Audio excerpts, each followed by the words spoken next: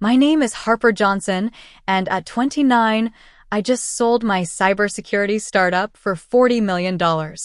Yet somehow, I'm still the family disappointment. Last week, my mother's text flashed across my screen, "You're not allowed at our vacation home." The capital letters really drove her point home. What she didn't expect was my response. 7 days later, my family stood frozen in the lobby of their favorite resort, staring at the new owner, me. Before I tell you how I went from banned black sheep to resort owner in 7 days, drop a comment telling me where you're watching from, and subscribe to join my journey of reclaiming my worth. I grew up in Greenwich, Connecticut, in a house that always seemed too perfect. Our lawn was manicured weekly, the white colonial exterior painted every 2 years without fail, and family photos updated annually with everyone wearing coordinating outfits. My mother, Karen Johnson, was Miss Connecticut 1989 before she married my father and channeled her energy into becoming the queen of local charity committees. She runs the annual hospital gala with military precision and judges other women's contributions with a smile that never reaches her eyes. My father, Richard Johnson, built his career at Morgan Stanley, working 60-hour weeks and measuring success in year-end bonuses and country club memberships. He taught us that reputation was everything and appearances mattered above all else. Work hard, look good, and never let anyone see you sweat. The Johnson family motto might as well have been embroidered on pillows throughout our house. My older brother Jason is 33 now and followed my father straight into finance after graduating from Princeton. He wears custom suits, plays golf with clients on Saturdays, and married Stephanie, a former sorority president who now sits on the same charity boards as our mother. They have 2 perfectly behaved children who already attend the right preschool. My sister Amanda, 31, married Dr. Gregory Phillips right after finishing her art history degree at Brown. She's never worked a day in her life but manages to look effortlessly put together while organizing their social calendar and redecorating their Westchester home seasonally. Her Instagram account is a carefully curated showcase of domestic bliss. And then there's me, the middle child who could never quite fit the mold. I asked too many questions at family gatherings. I wore black when everyone else wore pastels. I refused to join the debutante ball, causing my mother to take to her bed with a migraine for 3 days. "Harper, why must you always be so difficult?" became my mother's refrain throughout my teenage years. I did what was expected of me long enough to get into Yale, making my parents temporarily proud. But halfway through law school, I discovered my passion for cybersecurity during a specialized course. I saw a gap in the market for financial protection software and knew I had to pursue it. When I told my parents I was dropping out to start my company, Security Shield, you would have thought I'd announced I was joining a cult. The infamous Thanksgiving of 2017 still haunts me. My father pounded his fist on our mahogany dining table, rattling the fine china. "This is absolutely delusional, Harper. People spend their lives trying to get into Yale Law, and you're throwing it away for some computer fantasy? No daughter of mine is going to become a college dropout with nothing to show for it." My mother dabbed at her eyes with a linen napkin. "What will I tell the Hendersons? Their daughter just made junior partner at her firm, and now mine is, what exactly? A hacker." Jason avoided eye contact, suddenly fascinated by his cranberry sauce. Amanda whispered something to Gregory, who nodded sympathetically. No one stood up for me. I left that night with a small suitcase and moved into a tiny Brooklyn apartment with 2 roommates. For 7 years, I worked 18-hour days, survived on ramen and coffee, and built my company from nothing. I hired brilliant programmers, pitched to countless investors, and weathered near bankruptcy twice before Security Shield became the leading protection software for mobile banking. 3 months ago, a major tech corporation acquired us for $40 million. My share after paying my investors and rewarding my loyal team came to just over $20 million. The Wall Street Journal ran a profile on me. Forbes included me in their 30 under 30 list. Former classmates who never returned my calls suddenly wanted to reconnect. And my family? They sent a group text, "Congratulations on your lucky break, Harper." Lucky, as if 7 years of relentless work was winning the lottery. Last Christmas was the first time I'd been home since the acquisition. Mother insisted I come, probably because several of her friends had mentioned the article about me. "This is Harper." She introduced me to a couple I'd never met before. Our daughter, who finally found her footing after a rough patch. A rough patch. That's how she described building a multi-million-dollar company from scratch. Later that night, my father cornered me by the bar. "Smart move, selling when you did. Tech bubbles always burst eventually. You should talk to Jason about investment strategies before you blow through it all." Jason, whose hedge fund had underperformed the market 3 years running. Jason, who still called me little sis despite my company being valued higher than his entire investment portfolio. Amanda simply asked if I was finally going to do something about my wardrobe now that I could afford it, while her husband Gregory avoided me entirely, probably because he declined to invest when I approached him during my first funding round, saying my business model was fundamentally flawed. Despite everything, some childish part of me still craved their approval. I wanted them to be proud of me, to see me as successful on my own terms. I thought maybe, just maybe, my financial success would finally translate into something they understood and respected. I couldn't have been more wrong. For 20 years, the Johnson family has spent the second week of August at Blue Water Cove Resort in coastal Maine. It started when I was 9 years old, after my father received his first major promotion. We traded our usual road trips for something more befitting our new position, as my mother put it. Blue Water Cove isn't just any resort, it's old money New England at its finest. Weathered cedar shingles, hydrangea bushes bigger than golf carts, and a fleet of sailboats bobbing in the protected harbor. The kind of place where staff remember your name and your cocktail preference from year to year. The crown jewel of the property is Villa Serenity, a 3-bedroom oceanfront cottage with a wraparound porch and private access to a small cove. My parents booked it that first year and every year since. My mother claimed it was the only villa with proper morning light and the right distance from the main lodge, close enough for convenience but far enough for privacy. In those early years, Blue Water Cove felt magical to me. My father would temporarily forget about work calls and build elaborate sandcastles with us. My mother would relax her rigid rules about appropriate behavior. We'd have lobster cookouts on the beach, learning to crack shells and extract the sweet meat while butter dripped down our chins. Even Jason was fun back then, teaching me to skim stones across the calm morning water before the other guests woke up. Every year on our last evening, we'd dress up for a formal family photo on the villa's porch, the sunset painting the sky behind us. Those framed photos lined our hallway at home, a visual timeline of the Johnson family's picture-perfect existence. As a teenager, I started feeling the disconnect between the vacation facade and our real family dynamic. While my siblings easily played their roles, I struggled to maintain the performance for a full week. By the time I was 16, I'd bring extra books to read on the beach, separating myself from family activities. "Harper, do try to be present," my mother would scold. "We only have this time together once a year." But this year was supposed to be different. My father's 60th birthday fell during our Blue Water Cove week, and for the first time, I could contribute financially to the celebration. More than contribute, I could fund the entire thing. I called the resort in June and arranged to upgrade everyone's experience. I reserved the adjacent villa for Jason's family, so the kids would have more space. I booked Amanda and Gregory the couple's spa package they always talked about but never splurged on. For my parents, I arranged a private sunset cruise with champagne and a gourmet dinner. The centerpiece of my plan was my father's birthday gift, a Patek Philippe Nautilus with a custom blue dial that matched the waters of Blue Water Cove. It cost $15,000 and took 3 months to acquire. I had it engraved with his initials and the coordinates of the resort. It was exactly the kind of thoughtful, luxurious gift that would speak his language.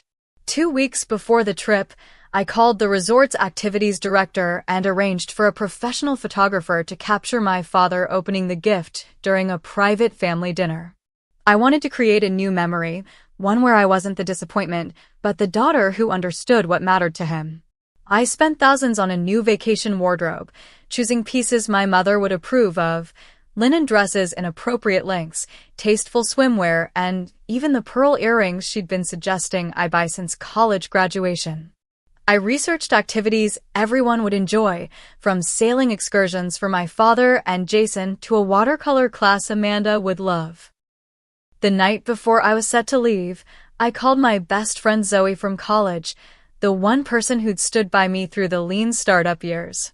I think this is going to be a turning point for us, I told her, folding my new clothes into my suitcase. They can't ignore my success anymore.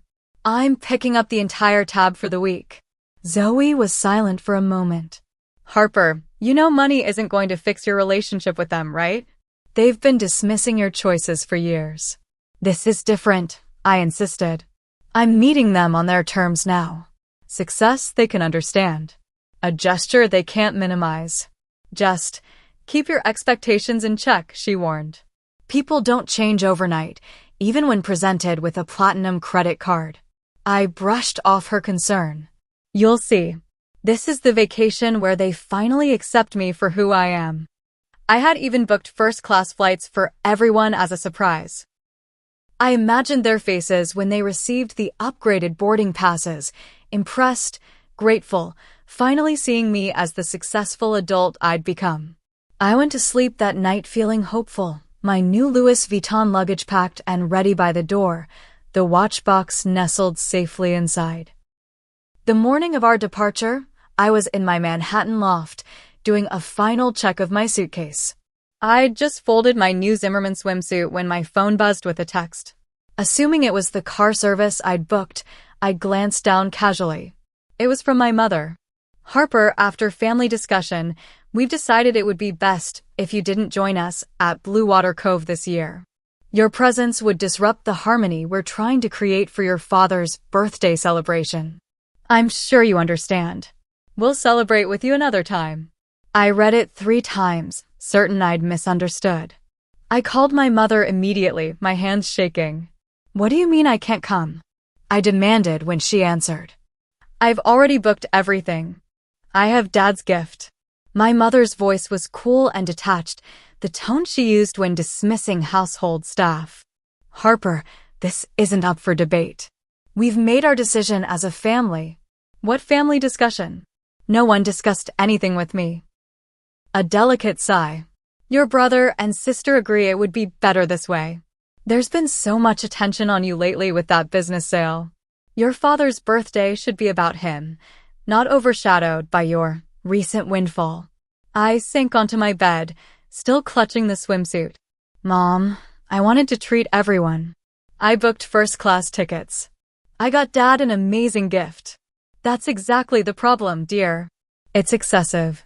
Amanda told me Gregory feels quite uncomfortable since he lost money investing in that company competing with yours.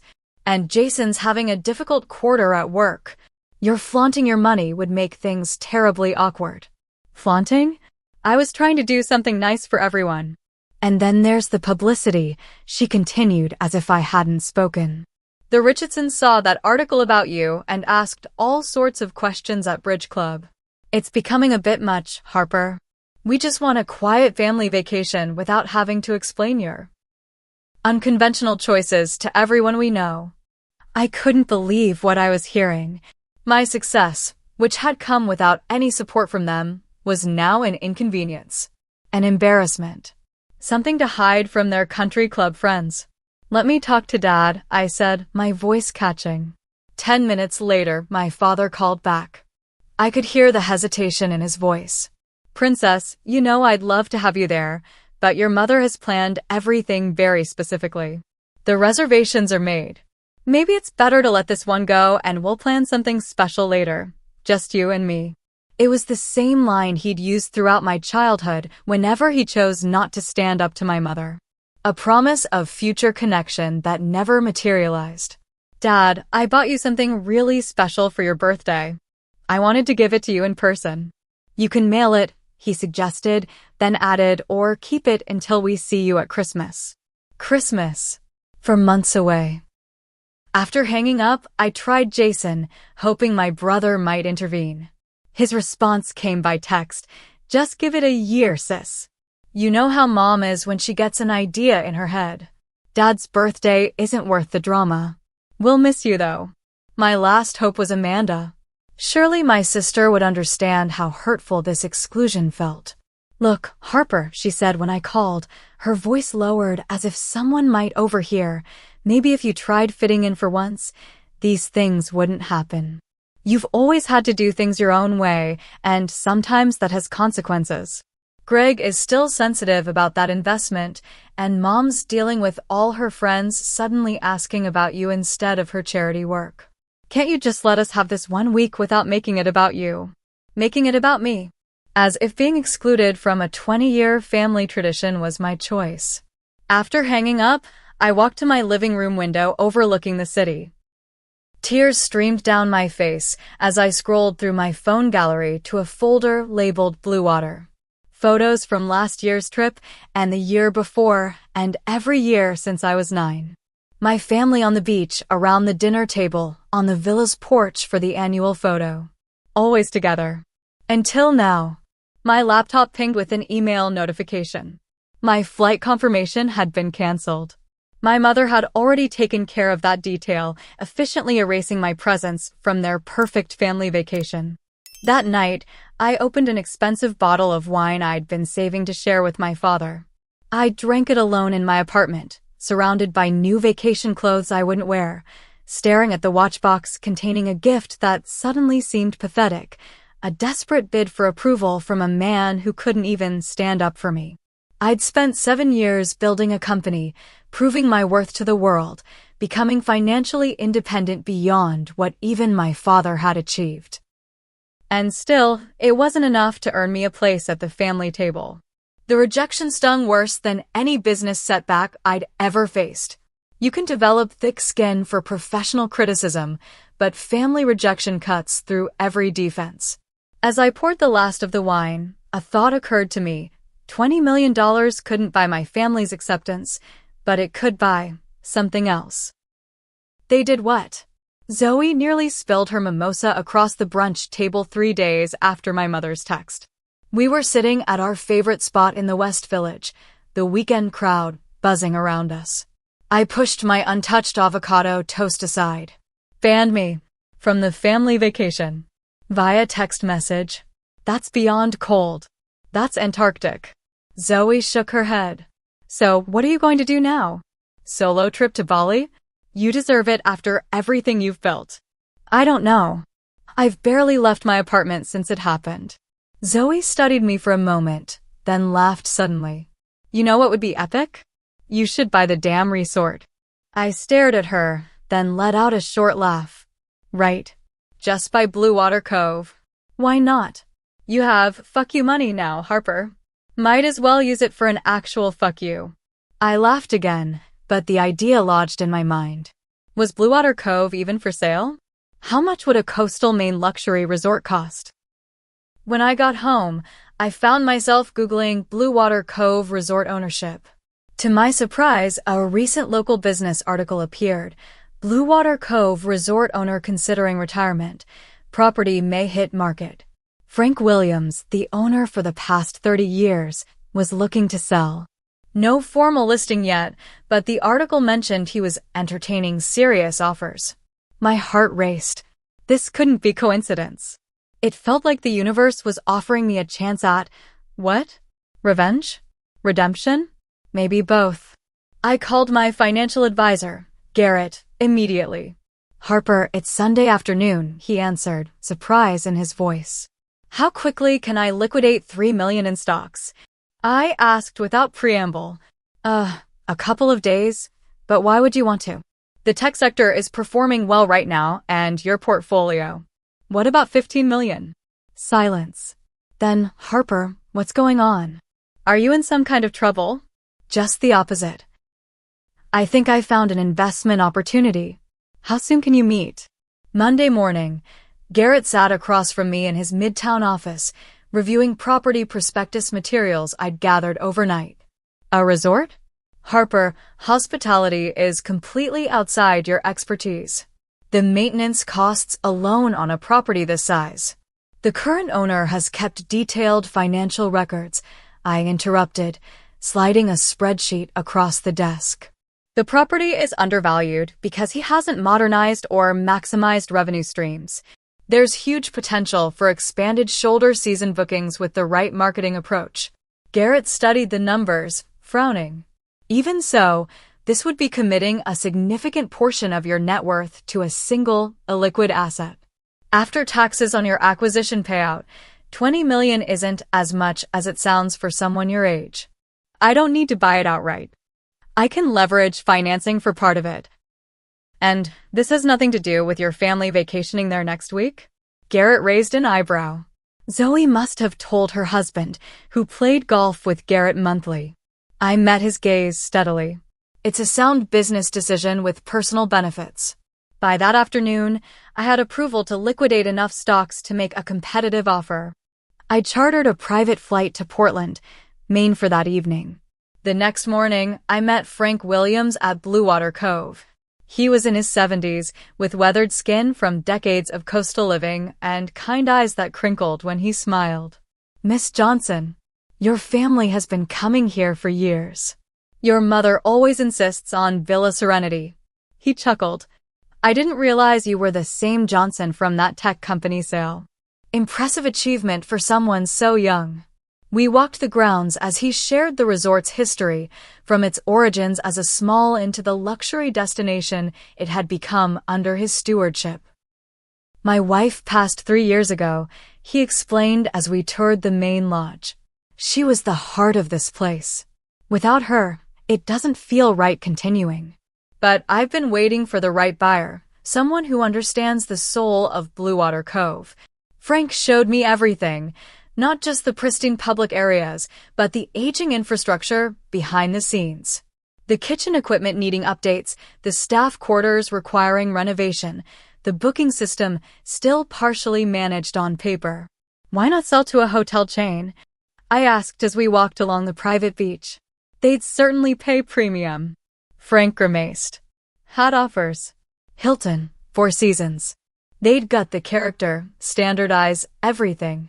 Our repeat guests come for the unique experience. Like your family, 20 years of memories in the same villa. I felt a pang at that. 20 years of memories I was now excluded from. As the sun set, we sat on the deck of the main restaurant overlooking the harbor. Frank shared the resort's financials, the summer season profitability, the winter struggles, the untapped potential for weddings and corporate retreats. The asking price is $18.5 million, he said finally. But for the right buyer, someone who'll preserve what matters while bringing fresh ideas. I might be flexible.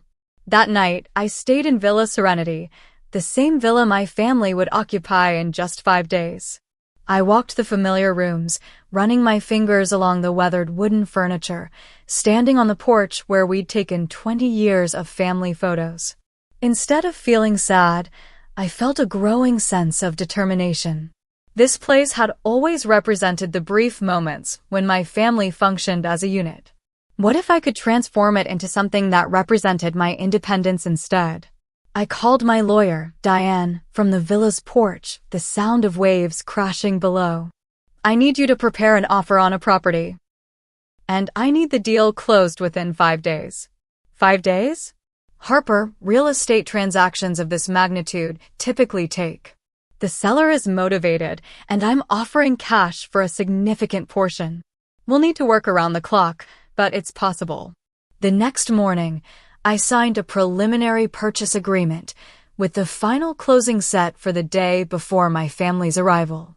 Frank would stay on as a consultant for the transition, and I'd retain all current staff with increased wages. As I shook Frank's hand, he smiled knowingly. Your mother always said you were the rebel in the family. I think Bluewater Cove could use a bit of rebellion. I spent the next 4 days assembling a team and crafting my plan. This wasn't just about showing up my family anymore. It was about claiming something for myself, creating a vision that was entirely mine. The moment the final papers were signed, I became the owner of Blue Water Cove Resort. For days before my family's arrival, I had an enormous task ahead. We need to prioritize, I told Sarah, the operations manager who'd worked at the resort for 15 years. Villa Serenity comes first, then the main lodge, entrance, and restaurant. I'd brought a team of contractors from Portland, offering substantial bonuses for the rush job. Interior designer Maxwell flew in from New York with fabric samples and furniture catalogs. The goal isn't to completely transform the place, I explained during our first all-staff meeting. Blue Water Cove's charm is in its history and character. We're enhancing, not replacing. The staff seemed cautiously optimistic about the changes, especially after I announced an immediate 15% raise for everyone and improved healthcare benefits. Ms. Johnson understands our traditions, Sarah assured the hesitant housekeeping team. Her family has been coming here for decades. We worked around the clock. Villa Serenity received new luxury bedding with thread counts that would impress even my mother. The bathrooms were updated with rainfall shower heads and heated floors. Smart home features were discreetly integrated, automated blinds, temperature controls, and a sound system that could be controlled by phone. I personally supervised the removal of my mother's beloved porcelain vase, a gaudy blue monstrosity she insisted on displaying prominently whenever we stayed. In its place went a commissioned piece from a local Maine artist, a subtle nod to the region's maritime history. The family photos that traditionally lined the mantel were replaced with black and white photographs of the cove taken at different times of day. Beautiful, but impersonal. In the main lodge, we refreshed the lobby with new furnishings that complemented the existing architecture. The restaurant received new linens and place settings, and I worked with the chef to recreate the Johnson family's traditional first-night dinner, lobster boil with corn and potatoes, but with upscale twists that elevated it beyond what they were used to. I added a champagne delivery service to the beachfront, something my mother had always wished for but the resort hadn't offered. Imagine if we could have bubbly brought right to our chairs, she'd say every year. Now guests could, but my family would learn it had been my innovation. 3 days in, exhausted but exhilarated, I found my perspective shifting. What had begun as an elaborate revenge plot was evolving into something more meaningful. I genuinely loved this place, had loved it since childhood. Now I could shape its future, preserve what made it special while bringing it into a new era. "You're a natural at this," Sarah commented as we reviewed reservation systems. Most new owners would just install generic luxury touches without understanding what makes Blue Water special.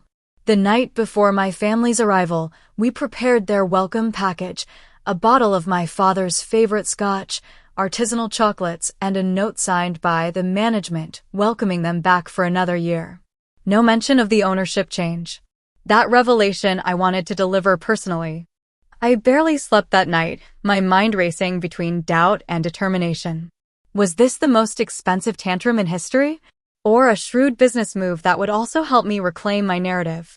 At dawn, I called Zoe on FaceTime, showing her the renovated villa. "You actually did it.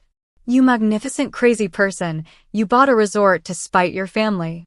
She shook her head, grinning. "It's not just about them anymore," I insisted.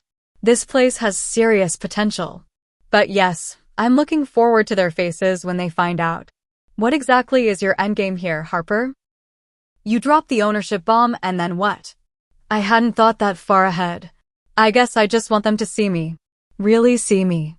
Not as the family disappointment, but as someone who succeeded on my own terms. Well, you've certainly guaranteed they can't ignore you now. Just be prepared for the fallout. Your mother isn't going to take this lying down. At 3 p.m., I positioned myself in the lobby, dressed in a casual but expensive linen dress, a small owner pin discreetly attached to my lapel. Through the front windows, I watched my parents' Audi pull into the circular drive, followed by Jason's Range Rover. My heart hammered against my ribs. After a lifetime of seeking their approval, I was about to flip the script entirely. The resort's front doors swung open. My father entered first, sunglasses perched on his head, looking relaxed in a way he only ever did at Blue Water Cove. My mother followed, already scanning the lobby with a critical eye. Behind them came Jason and Stephanie with their children, then Amanda and Gregory, all carrying designer luggage and wearing expressions of familiar entitlement. I watched from near the reception desk as they registered the subtle changes to the space, the new lighting fixtures, the updated furniture, the staff's crisp new uniforms with the redesigned logo I'd approved just days earlier. "The place looks different," my father commented to the receptionist, a new hire named Thomas who'd been thoroughly briefed on the situation. "Yes, sir. We've had some recent updates," Thomas replied smoothly. "Welcome back to Blue Water Cove, Mr. Johnson." My mother frowned slightly. "The hydrangea arrangements are different. We always have blue hydrangeas in the lobby, not this mixture." "I apologize, Mrs. Johnson." "I'll make a note of your preference," Thomas said, not mentioning that I'd personally selected the new floral design. "And our villa?" she continued.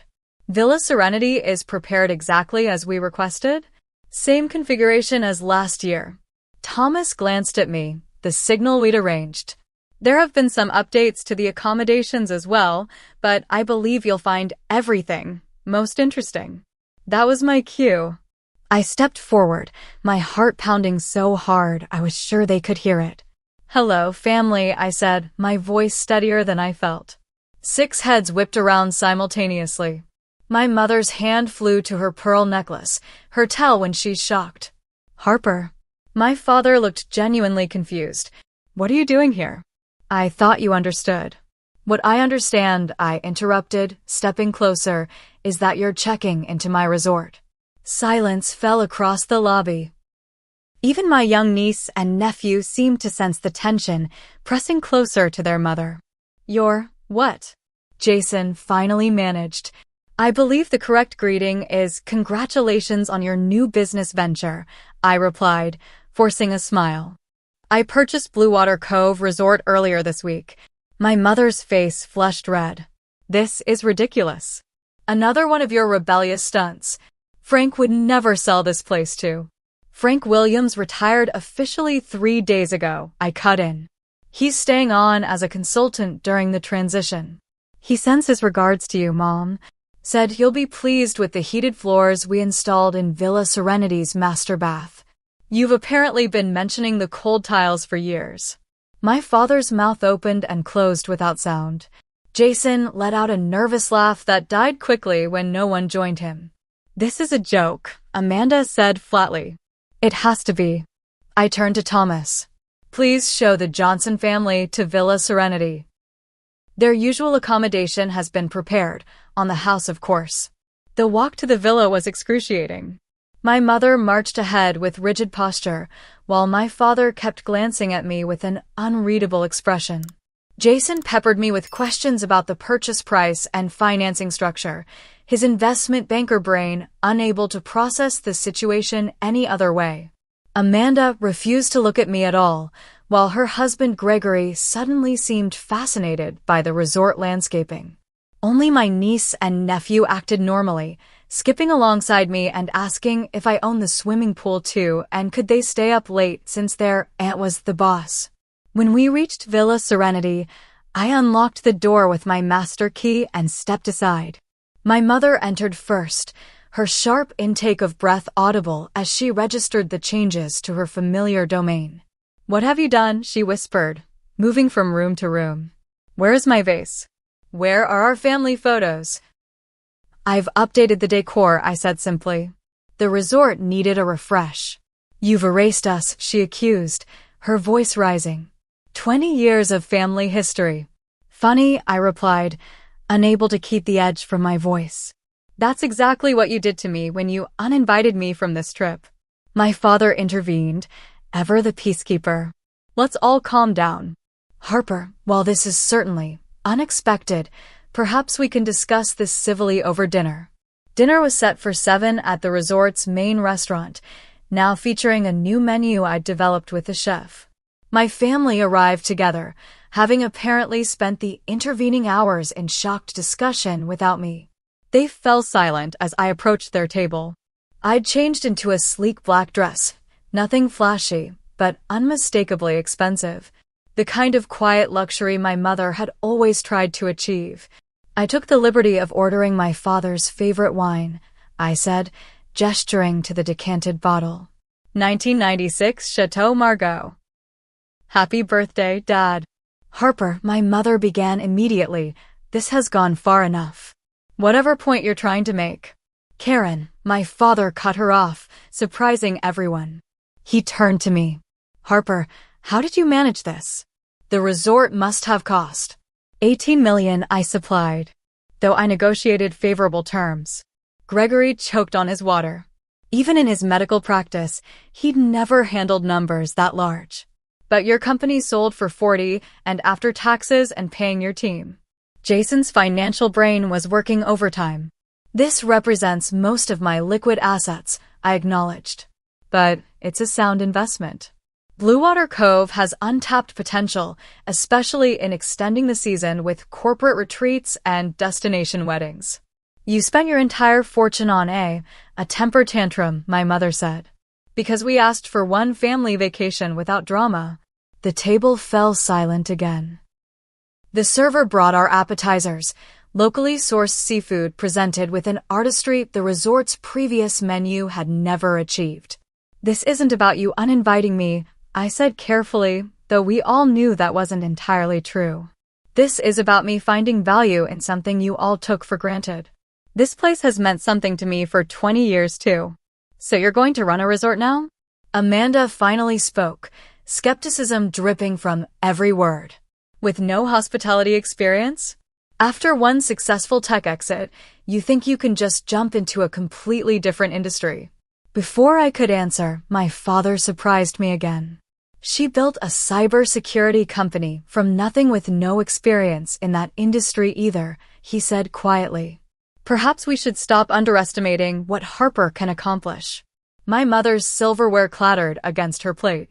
Jason's eyebrows shot up.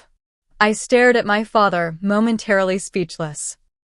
The rest of the dinner unfolded with tense conversation about the resort's operations, my plans for modernization, and careful avoidance of the real issues beneath the surface.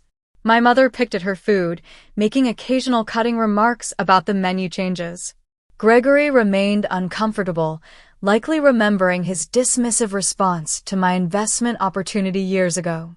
Amanda seemed torn between lingering resentment and reluctant admiration as other guests stopped by to compliment the restaurant's new direction.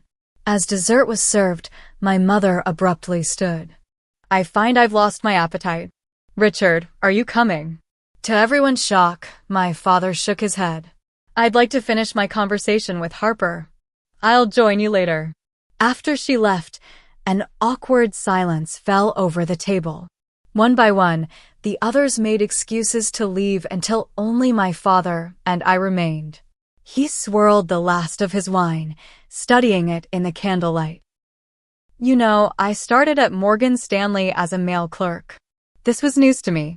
I thought you went straight from business school to the trading desk. He smiled ruefully. That's the story I let your mother tell at parties. Truth is, I worked my way up from nothing. No connections, no Ivy League degree. Just determination and long hours. I'd never heard this version of his history before. When you dropped out of Yale, it terrified me, he continued. I saw my child rejecting the safety net I'd spent my life building for you. I wasn't rejecting you, Dad. I was following my passion, just like you must have done. He nodded slowly. I see that now. Too late, probably. He reached across the table, taking my hand. I'm proud of you, Harper. Not just for this grand gesture, though I have to admit it's quite something. I'm proud of the determination you've shown these past 7 years. Building something from nothing, that takes real courage. My throat tightened. After all this time, all this effort, the words I'd longed to hear. Why didn't you ever say anything? When I was struggling, when I needed support. He looked away, shame crossing his features. Cowardice, partly. And partly because I convinced myself you needed to prove it to yourself, without a safety net. The way I did. He squeezed my hand. I was wrong. I should have been there. For the first time in years, we shared a genuine moment of connection. My father walked me out to the resort's dock, where we stood watching the moonlight on the water. Your mother will come around, he said, though we both knew that might not be true. She's just shocked. We all are. But this place, you owning it, maybe it's fitting. You always saw Blue Water Cove differently than the rest of us. How so? For Karen, it was about status. For the kids, tradition. For me, I suppose it was the 1 week I allowed myself to relax. He looked at me. But you always saw the magic in it. The potential. Even as a little girl, you'd explore every corner, talk to the staff, learn how everything worked. Before we parted for the night, he hugged me, a real hug, not the stiff embrace of obligation we'd shared in recent years. I think I'll like having my daughter as my host, he said with a small smile. Especially if you keep stalking that Margot. The remaining days of my family's vacation unfolded with a complex mix of tension and tentative reconnection. My mother maintained a chilly distance, taking breakfast in the villa rather than joining the others at the main restaurant. But even her resistance began to show cracks when guests repeatedly complimented the resort's new touches, often within her earshot. My father's 60th birthday celebration became a turning point. I'd kept my original plan for a private sunset cruise, though now as owner rather than just generous daughter.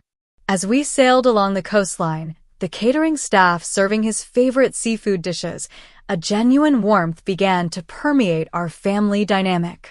When the moment came to present his gift, I felt unexpectedly nervous. The Patek Philippe box seemed suddenly inadequate. What was a watch compared to buying an entire resort? I had this made for you months ago, I explained, handing him the box. Before everything. He opened it slowly, his eyes widening at the blue-faced timepiece nestled inside. He turned it over to read the engraving, his initials and the coordinates of Blue Water Cove. Harper, this is... For the first time in my life, I saw my father at a loss for words. He carefully put the watch on, then embraced me. Thank you. It's perfect. Later that evening, as we returned to shore, Jason approached me at the stern of the boat. So, he began awkwardly, how's the transition going? Running a resort must be a massive operational challenge. It was the first genuine interest he'd shown in any of my professional endeavors. Steep learning curve, I admitted. The hospitality industry has completely different metrics than tech. I'm drinking from a fire hose right now. He nodded, looking thoughtful. You know, my background in financial planning could be useful. If you're interested in optimizing your revenue streams, seasonal staffing models. I studied my brother's face, seeing something I hadn't noticed before, a hunger for meaningful work, perhaps even a touch of envy for my bold career moves. Actually, I said, I could use someone with your expertise. The resort's books are solid but old-fashioned. There's potential to modernize our financial approach, especially for off-season sustainability. A spark lit in Jason's eyes, the same spark I'd felt when building Security Shield. I could look things over while I'm here. Give you some initial thoughts. By the next morning, Jason had commandeered a desk in the resort office, spreadsheets open on his laptop, already deep in conversation with the accounting team. He looked more engaged than I'd seen him in years. Amanda proved a harder nut to crack, maintaining a polite distance until our third day, when she overheard two guests raving about the resort's new look. The previous design was so dated, one woman told her friend by the pool. Whoever did this renovation has an amazing eye. Later, Amanda approached me hesitantly. The new textiles in the villa's living room. Who chose those? I worked with a designer, but the final selections were mine, I replied, bracing for criticism. She nodded slowly. They're really good. The way you've updated everything while keeping the original character." She trailed off, looking uncomfortable with the compliment. "I learned a lot about design aesthetics from you. Actually, I offered. All those home renovation projects you're always working on." A small smile. "Really? Your Instagram is basically a masterclass in coastal New England interiors." This tiny olive branch opened a door. The next day, Amanda tentatively suggested some tweaks to the villa's bedroom layout. By the following afternoon, she was helping coordinate a photo shoot for the resort's new brochure, styling scenes with a natural talent I hadn't fully appreciated before. Even Gregory thawed slightly after overhearing me handle a minor crisis with the kitchen staff. "You're good at this," he admitted grudgingly. "Managing people, I mean." I always thought tech CEOs were just coders who got lucky. "Most of building a company is about people, not technology," I told him. "Something medical practice has probably taught you too." My mother remained the final holdout, maintaining a dignified distance until the evening before their departure. I found her alone on Villa Serenity's porch, watching the sunset, a sunset I now owned, in some strange way. "I suppose you'll be changing the name next," she said as I approached. "Something modern and trendy to replace a century of tradition." "Actually, no," I sat in the adjacent chair. "Bluewater Cove stays Bluewater Cove. Some things shouldn't change." She was quiet for a moment. "You've always delighted in opposing me, Harper. From the moment you could form complete sentences." "I wasn't opposing you, Mom. I was just being myself. And now you've gone to extraordinary lengths to prove your point. Buying our family vacation spot? It's unprecedented even for you." I took a deep breath. It wasn't about opposing you. Not entirely, anyway. It was about claiming something that matters to me. On my terms. She studied me with an expression I couldn't quite read. "Your father thinks you'll be brilliant at this. Jason too, surprisingly. And what do you think?" She smoothed an invisible wrinkle from her linen pants. "I think you've always been determined to forge your own path, regardless of the advice or traditions others might offer." A pause. "Perhaps that determination will serve you well here." It wasn't quite approval, but from my mother, it was significant. As she stood to leave, she handed me a small, wrapped package. "I was going to mail this to you after we returned home. Now I suppose I can deliver it in person." Inside was a framed photograph, not one of our formal family portraits, but a candid shot I'd never seen before. Me at about 7 years old, building a sandcastle on Bluewater Cove's beach, intense concentration on my face as I shaped the towers. "You always did like to build things," she said quietly and walked inside. 6 months later, Bluewater Cove Resort had undergone a subtle but comprehensive transformation. We extended the season by 2 months with targeted marketing and special events. The restaurant earned a write-up in food and wine. Bookings for the following summer were already at 90% capacity. I implemented a program called Family Connection, week-long retreats designed for families struggling with communication issues. The package included private beach access, facilitated activities, and optional family counseling sessions. It became our most popular off-season offering. My own family dynamics evolved in unexpected ways. My father retired from Morgan Stanley and began spending 1 week a month at the resort, offering business advice, but mostly just enjoying the peace of the place. Jason eventually left his hedge fund position to become the resort's financial director, bringing his family to live in Maine year-round. He seemed happier than I'd ever known him to be. Amanda started a small event planning service for resort guests, specializing in milestone celebrations. Her eye for detail and design turned even simple gatherings into memorable occasions. Gregory found unexpected satisfaction in the resort's medical partnership program, offering wellness retreats for burned-out physicians. My mother's acceptance came in small, measured doses. She still maintained her Connecticut social circle, but began spending more time at Bluewater Cove, even in the off-season. She never explicitly approved of my purchase, but demonstrated her softening by bringing her garden club for a weekend retreat, introducing me as my daughter, the owner, with something almost like pride in her voice. On the 1-year anniversary of my acquisition, I hosted a special dinner for my family in Villa Serenity. As we sat around the table that had witnessed so many Johnson family dynamics over the decades, I realized how much had changed. "A toast," my father said, raising his glass. To Harper, who saw potential where the rest of us only saw tradition. "You've transformed not just this resort, but in many ways, our family too." Jason nodded. "I haven't worn a suit in 3 months, and my blood pressure is down 15 points. Best career move I never planned to make." "And the children love growing up here," Stephanie added. "They're learning about nature, business, family, all at once." Even my mother offered a small smile. "The summer bookings are quite impressive." The Hendersons couldn't get a reservation, even with my recommendation. We laughed together, the sound of genuine warmth filling the space that had once felt so contentious.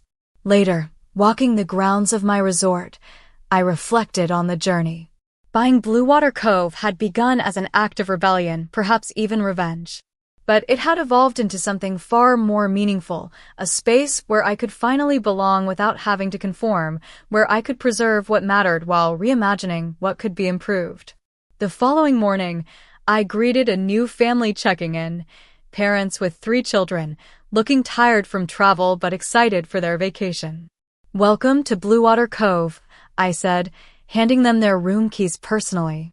"I'm Harper, the owner. If there's anything you need to make your stay more comfortable, please don't hesitate to ask." "This is our first real family vacation in years," the mother confided. "We've all been so busy with our separate lives." I smiled, recognizing something of my own family's journey in her words. "Sometimes the right place can help bridge those separations," I told her. "I hope Blue Water Cove becomes that place for you." As I watched them head toward their villa, I felt a deep satisfaction. In creating a space for others to connect, I'd finally found my own connection, not just with my difficult family, but with a purpose that felt genuinely mine. Have you ever had to create your own space when others wouldn't make room for you? Drop a comment below sharing your experience. I'd love to hear how you turned rejection into opportunity. And if this story resonated with you, please like, subscribe, and share it with someone who might need a reminder that sometimes the best response to being shut out is to build something new. Thank you for joining me on this journey, and I wish you the courage to claim your own worth, whatever form that might take.